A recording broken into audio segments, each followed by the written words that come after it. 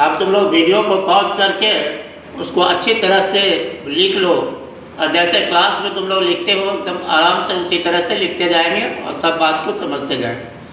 किसी तरह का कोई दिक्कत तुम्हें नहीं होगी, और हम कोशिश करेंगे अधिक से अधिक चीज़ ठीक से समझाने का, और उतार लो उसको अच्छी तरह से। हम लोग डिस्कस करेंगे कि मैकेनिक्स में जो हम लोग ग्रेविटेशनल फोर्स दो मासेस के बीच करते हैं, दो पार्टिकल्स या दो बॉडी के बीच जो ग्रेविटेशनल फोर्स होता है, और दो चार्जेस के बीच जो इलेक्ट्रोस्टैटिक फोर्स होता है उसको हम लोग कोलम्बियन फोर्स भी बोलते हैं।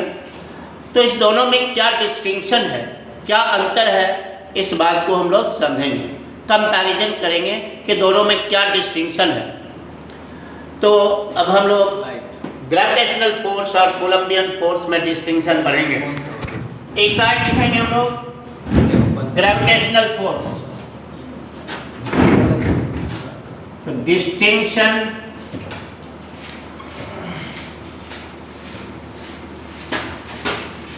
Between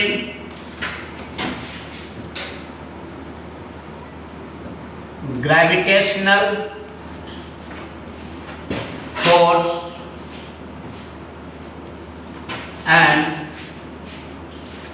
Columbian force.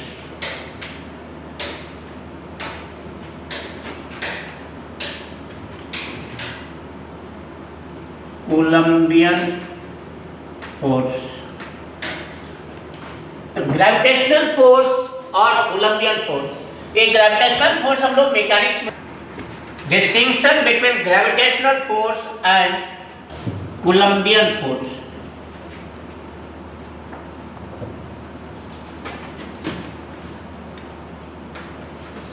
इस दोनों में क्या डिस्टिंक्शन है, तो एक साइड हम लिखेंगे ग्रेविटेशनल फोर्स, दूसरे साइड लिखेंगे कोलम्बियन फोर्स।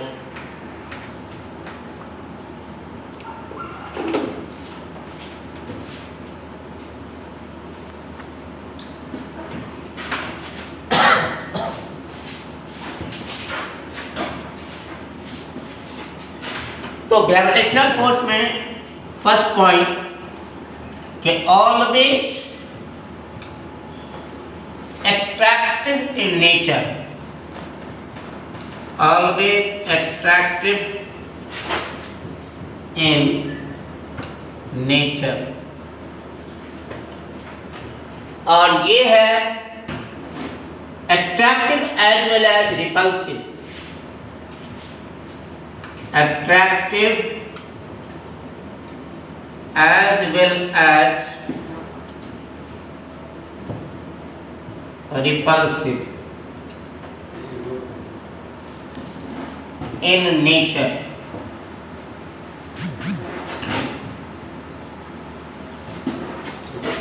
नंबर टू में ये लॉन्ग रेंज फोर्स होता है, या लंबी दूरी तक काम करता है।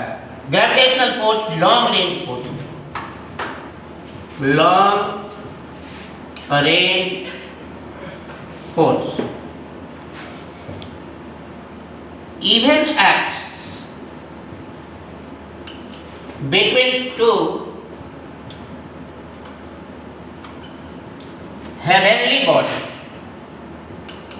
heavenly bodies क्या हुआ कि ग्राउंड से ऊपर दो बॉडीज के बीच, दो बॉडीज अगर काफी दूरी पर हो तो वहां भी यह फोर्स काफी, ये फोर्स को फील किया जा सकता है। तो इसलिए even acts between two heavenly bodies.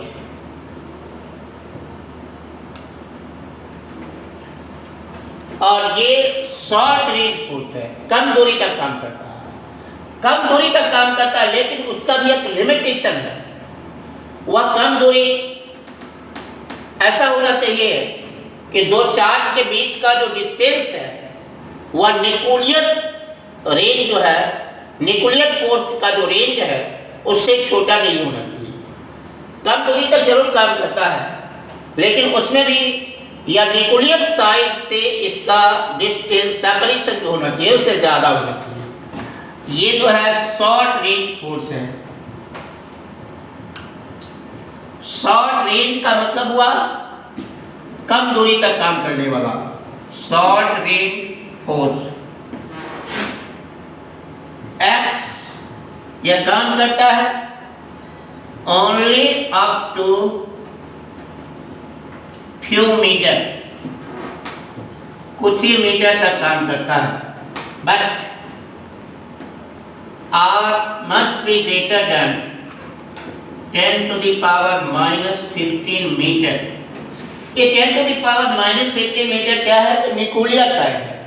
Nuclear side का मतलब न्यूक्लियस का जो रेडियस है वो हुआ कि उससे या ज्यादा होना चाहिए सर दो चार्जेस के बीच का सेपरेशन।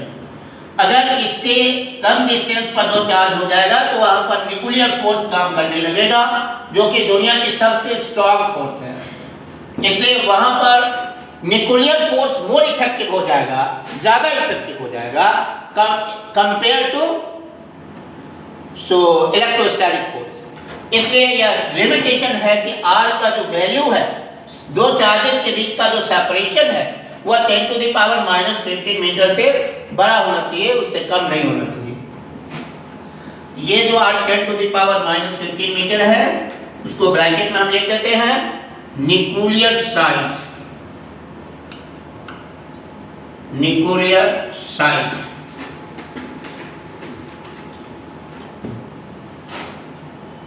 ये तो नीचे चला जाएगा। बहुत जोर से नहीं है। तीसरा पॉइंट है, ये जो फोर्स है ग्रेविटेशनल फोर्स, वह कोलंबियन फोर्स काफी कमजोर होता है, वीकर काफी कमजोर होगा। ये much weaker then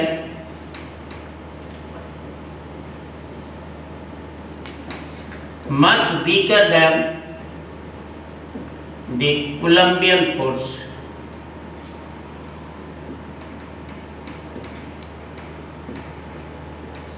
Much weaker than the Coulombian force। अब यहाँ ये है कि कोलंबियन फोर्स क्या होता है, इसमें ये वेरी स्ट्रॉन्ग फोर्स है, very strong force, that is about 10 to the power 39 times stronger than 10 to the power 39 times stronger than the gravitational force।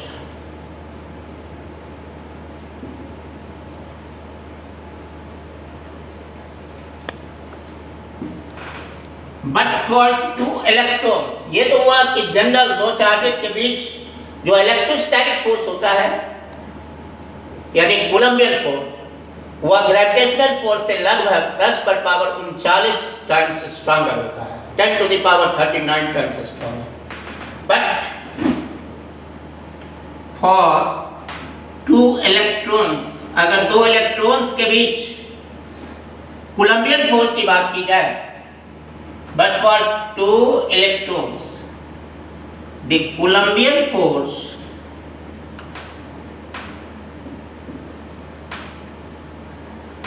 is about 10 to the power 42 times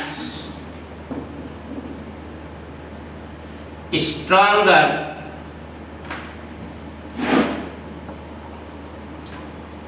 than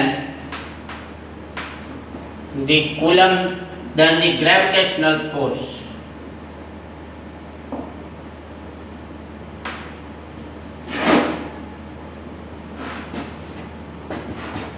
ये तीसरा distinction है। चौथा distinction है fourth, ये है independent of the nature of the medium between the two particles or bodies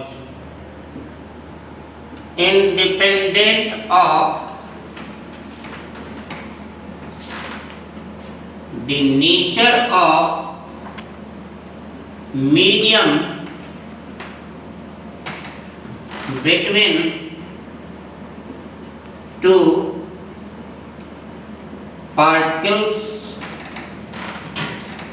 or bodies। लेकिन यार Colombian force दो चार्जेस के बीच जो मीडियम है उसके नेचर पर डिपेंड करता है, तो इट डिपेंड्स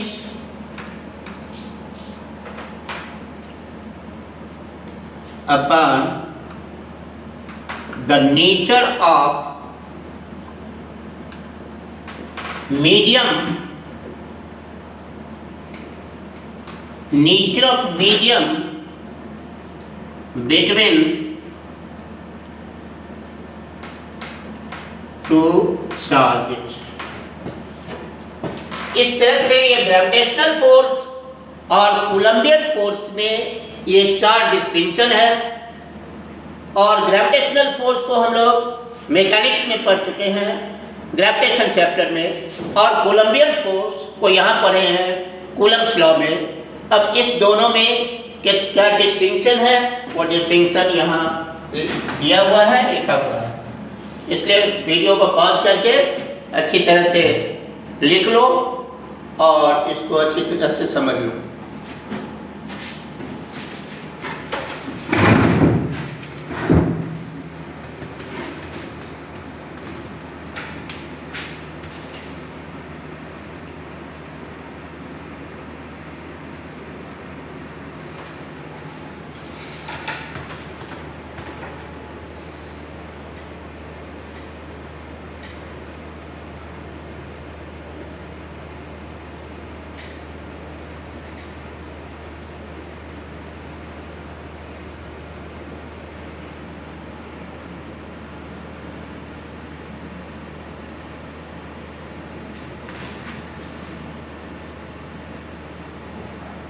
अब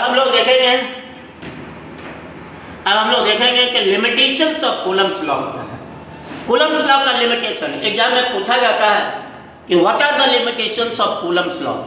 कूलम्ब्स लॉ का क्या लिमिटेशन है, कब वैलिड है कब वैलिड नहीं है। तो कूलम्ब्स लॉ वैलिड होने के लिए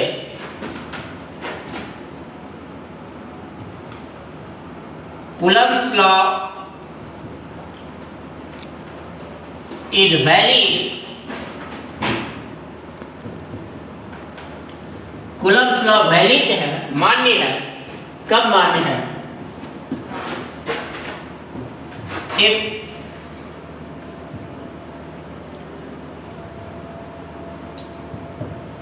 if first point side of a separation between the two charges,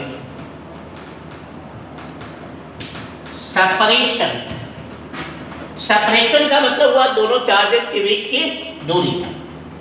separation between the charges, separation between the charges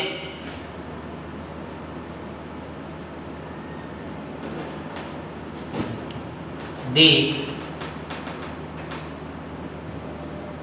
greater than the nuclear size, the nuclear size that is are greater than 10 to the power minus 15 meter। यानी दो charges के बीच का जो separation होना चाहिए, दो charges के बीच की जो दूरी होनी चाहिए वह 10 to the power minus 15 metre से ज़्यादा होना चाहिए। अगर इससे कम हो जाएगा तो फिर यह फोर्स काम नहीं करेगा। नंबर 2, चार्जेस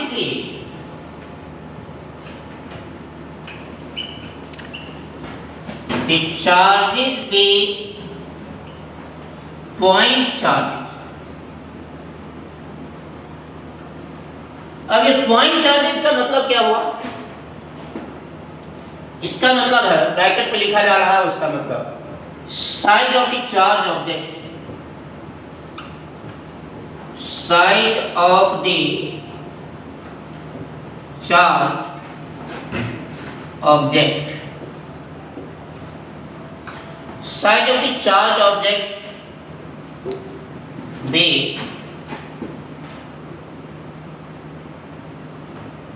मच स्मॉलर, बहुत छोटा होना चाहिए, much smaller than the separation between them, the separation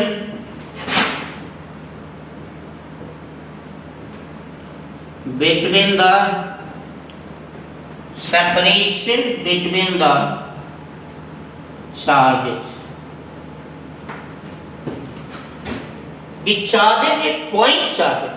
Point charges का मतलब हुआ, ये जो point charges है इसका मतलब है कि size of the charge object, charge object का size be much smaller, काफी छोटा होना चाहिए, किससे? तो then the separation between the charges, इन दो चार्ज के बीच का जो सेपरेशन होना चाहिए, उस सेपरेशन उसके तुलना में चार्ज ऑब्जेक्ट का साइज छोटा होना चाहिए। And third point,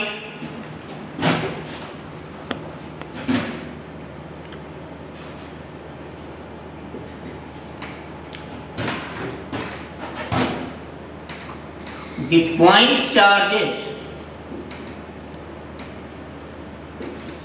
the point charges should be stationary, should be stationary. Stationary का मतलब वो चार्जेज रुका रहना चाहिए। तो कूलम्ब्स लॉ किसकी कंडीशन में वैलिड है? तो ये सब कंडीशंस है, वहीं पर कूलम्ब्स लॉ वैलिड होता है। इसलिए ये है तीनों पॉइंट जो है सो लिमिटेशंस ऑफ कूलम्ब्स लॉ है। फिर से समझ लो कि separation between the charges should be greater than the nuclear size, that is R must be greater than 10 to the power minus 15 मीटर। दूसरा point, the charges with point charge. Point charge क्या मतलब हुआ कि size of the charge object, charge object का जो size होना चाहिए वह उसके सब बीच का जो सेपरेशन है उसके कंपैरिजन में सो बहुत छोटा होना चाहिए, उसी को पॉइंट चार्ज कहते हैं। और तीसरा है कि point charges should be stationary, यानी जिन दो चार्जेस के बीच, जिन दो पॉइंट चार्जेस के बीच फोर्स लग रहा है वह फोर्स, वह चार्ज स्टेशनरी होना चाहिए। ये these are the limitations of Coulomb's law. इसलिए इसको सभी बच्चे अच्छी तरह से उतार ले, पॉज करके, वीडियो को पॉज करके उतार ले।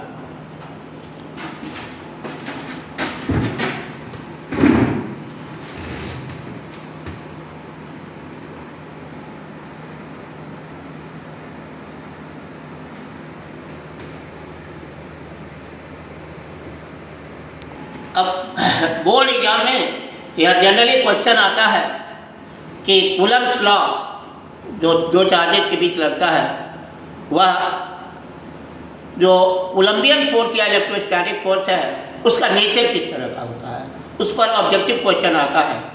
जैसे स्टार्ट पॉइंट कर लो इसको, द कोलंबियन फोर्स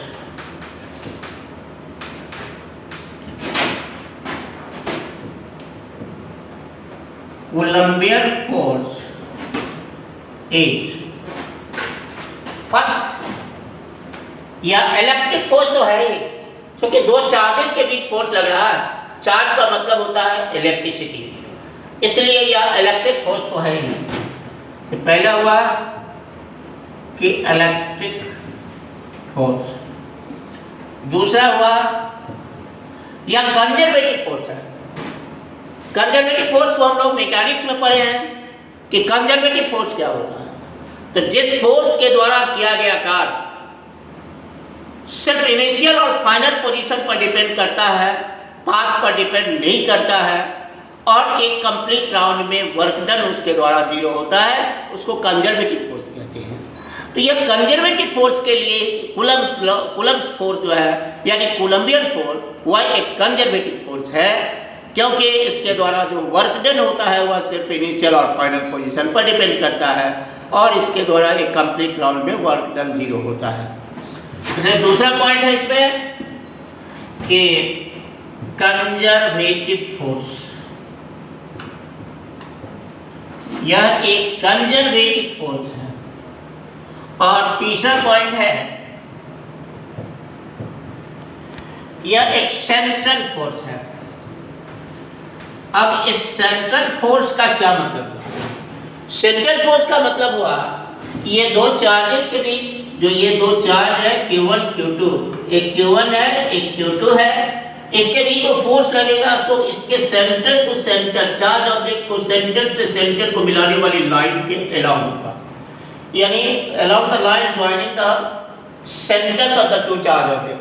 ये ऐसा नहीं होगा कि फोर्स जो लगे ये फोर्स ऐसे लगे चाहे ऐसे लगे, यानी ये F21 या F12 ये along the line joining the centers of the two charge objects, दो चार्ज ऑब्जेक्ट को सेंटर से सेंटर को मिलाने वाली लाइन के अलॉन्ग ही काम करता है। ऐसा नहीं होगा कि यह फोर्स इधर काम करेगा चाहे इधर काम करेगा, ये फोर्स इधर काम करेगा या इधर करेगा, ऐसा नहीं होगा। इसलिए ये डायरेक्शन फोर्स का नहीं होगा। इसलिए ऐसे फोर्स को हम लोग सेंट्रल फोर्स कहते हैं। तो सेंट्रल फोर्स, क्यों central force? Because these forces act along the line, acts along the line joining center to center of the charge objects.